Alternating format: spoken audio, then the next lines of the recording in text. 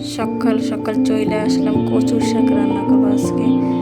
আসসালামু আলাইকুম, আশা করি সবাই ভালো আছেন। আমি অনেক ভালো আছি। আজকে কচুর শাক রান্না করব।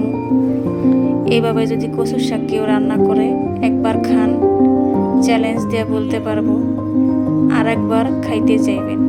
যাক, আমি এখন আপনাদেরকে বলে দিতে আসি আমি কিভাবে রান্না করি।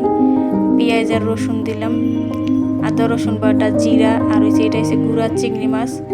আমার ঘরে এটা ছিল, বড়টা ছিল না, তাই আমি এটা একটু ব্লেন্ড করে নিয়েছি।